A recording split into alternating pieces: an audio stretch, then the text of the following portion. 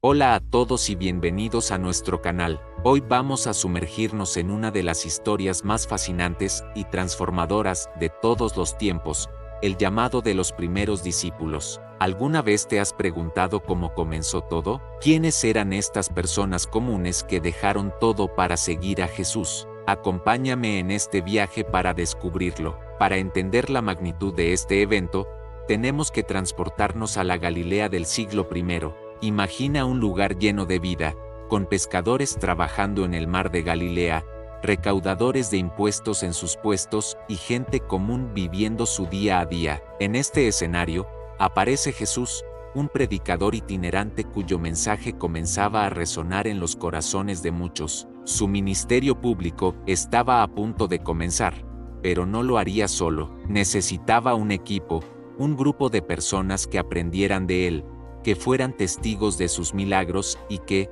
finalmente, llevaran su mensaje hasta los confines de la tierra. La historia comienza a orillas del mar de Galilea, también conocido como el lago de Genesaret. Jesús caminaba por la playa cuando vio a dos hermanos, Simón, a quien más tarde llamaría Pedro, y su hermano Andrés. Eran pescadores, hombres de manos curtidas por el trabajo duro. En ese momento, estaban haciendo lo que mejor sabían hacer, lanzar la red al mar. Su vida entera giraba en torno a esa rutina: pescar, vender, sobrevivir. De repente, Jesús se acerca a ellos y les dice unas palabras que cambiarían sus vidas para siempre: vengan, síganme, y los haré pescadores de hombres.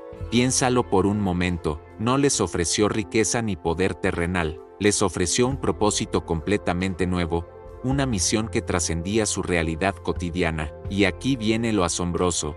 La Biblia nos dice que, al instante, dejaron sus redes y lo siguieron. No hubo dudas, no hubo negociación, hubo una respuesta inmediata y total. ¿Qué vieron en Jesús? ¿Qué escucharon en su voz que los impulsó a abandonar la única vida que conocían? Debió ser una autoridad y un amor tan convincentes que simplemente no pudieron resistirse. Dejaron su sustento, su seguridad, todo, por la promesa de algo más grande. Pero la historia no termina ahí. Un poco más adelante, Jesús vio a otros dos hermanos, Santiago y Juan, los hijos de Zebedeo. Ellos también eran pescadores y estaban en su barca con su padre, reparando las redes. La escena es muy familiar, muy cotidiana. Estaban en medio de su jornada laboral, probablemente pensando en la próxima pesca o en el estado de sus herramientas de trabajo. Jesús los llamó también, y, al igual que Pedro y Andrés, su respuesta fue inmediata.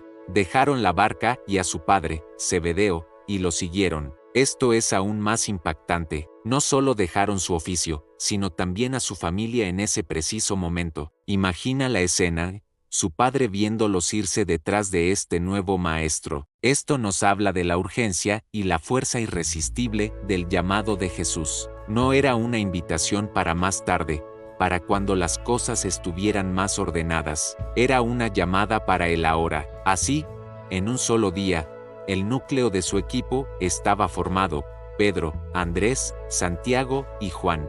4 pescadores de Galilea, personas sencillas, trabajadoras, sin una formación teológica formal. Jesús no fue a los seminarios ni a las cortes de los reyes a buscar a sus primeros seguidores. Fue a la orilla del mar, al mundo del trabajo manual. Esto nos dice mucho sobre el corazón de sus mensajes. Es para todos, sin importar nuestro origen o nuestra posición social. Pero el grupo seguía creciendo. Poco después, Jesús encontró a Felipe, quien era de Betsaida, la misma ciudad de Andrés y Pedro. Jesús simplemente le dijo: sígueme, y Felipe lo hizo. Lo interesante de Felipe es que, inmediatamente después de ser llamado, fue a buscar a su amigo Natanael, a quien probablemente conocemos como Bartolomé. Felipe estaba tan emocionado que le dijo: hemos encontrado a aquel de quien escribieron Moisés y los profetas, Jesús de Nazaret. La respuesta de Natanael es famosa y un poco escéptica.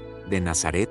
¿Puede salir algo bueno de allí? Nazaret era un pueblo pequeño y sin mucha importancia, por lo que su duda era comprensible. Pero Felipe no se puso a discutir, simplemente le dijo: ven y ve. Esta es una de las invitaciones más poderosas. No intentes convencer a alguien solo con palabras. Invítalo a experimentar por sí mismo. Cuando Natanael se acercó a Jesús, antes de que pudiera decir nada, Jesús lo sorprendió diciendo: «Aquí tienen a un verdadero israelita, en quien no hay engaño». Natanael, desconcertado, preguntó: «¿Cómo es que me conoces?». Y la respuesta de Jesús lo dejó sin palabras: «Antes que Felipe te llamara, cuando estabas debajo de la higuera, te vi». Ese momento fue una revelación para Natanael. Nadie más sabía que había estado allí. Jesús había visto su corazón, su búsqueda sincera, incluso en la soledad debajo de una higuera, un lugar común para la oración y la meditación. La respuesta de Natanael fue una confesión de fe instantánea: «Rabí, tú eres el Hijo de Dios, tú eres el Rey de Israel». Jesús le aseguró que vería cosas aún más grandes. Y así, Natanael se unió al grupo. El siguiente en ser llamado es uno de los más sorprendentes: Mateo, también conocido como Leví. A diferencia de los pescadores, Mateo era un recaudador de impuestos. En esa época, los recaudadores de impuestos eran despreciados. Eran vistos como traidores que trabajaban para el opresor romano, y, a menudo, eran corruptos, cobrando más de lo debido para enriquecerse. Eran marginados sociales y religiosos. Jesús pasó por la oficina de impuestos de Mateo y, al verlo sentado allí, le dijo las mismas dos palabras que a otros: «Sígueme». Imagina la sorpresa de todos los que estaban alrededor. Un maestro respetado llamando a un publicano era un escándalo, pero Mateo se levantó, dejó todo atrás y lo siguió. Y no solo eso, sino que organizó una gran fiesta en su casa e invitó a Jesús, a sus discípulos y a muchos otros recaudadores de impuestos y pecadores. Esto provocó la crítica de los fariseos y los maestros de la ley, quienes preguntaron a los discípulos de Jesús: ¿por qué su maestro come con recaudadores de impuestos y pecadores? La respuesta de Jesús es una de las declaraciones más hermosas de su ministerio: no son los sanos los que necesitan médico, sino los enfermos. No he venido a llamar a justos, sino a pecadores. Con el llamado de Mateo, Jesús rompió todas las barreras sociales y demostró que su mensaje de redención es para absolutamente todos, especialmente para aquellos que la sociedad ha descartado. El resto de los 12 apóstoles, como Tomás,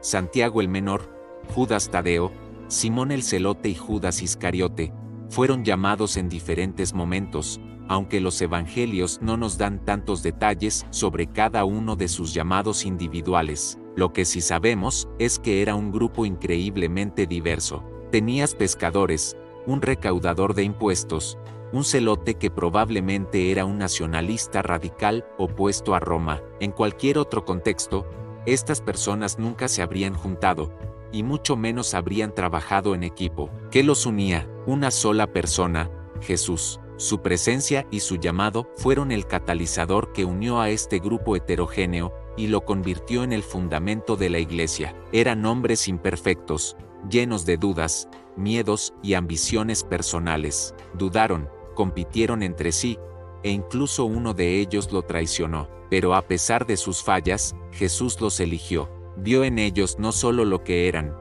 sino lo que podían llegar a ser a través de su poder y su gracia. Esta historia del llamado de los primeros discípulos no es solo un relato antiguo, tiene un profundo significado para nosotros hoy. Nos enseña que el llamado de Dios a menudo llega en medio de nuestra vida cotidiana, mientras estamos en nuestro trabajo, en nuestra rutina. No necesitas ser perfecto o tener todas las respuestas para seguirlo. Jesús busca corazones dispuestos, personas que estén dispuestas a dejar sus redes, sean lo que sean esas cosas que nos dan seguridad pero nos impiden crecer para embarcarse en una aventura de fe. El llamado de Jesús es transformador.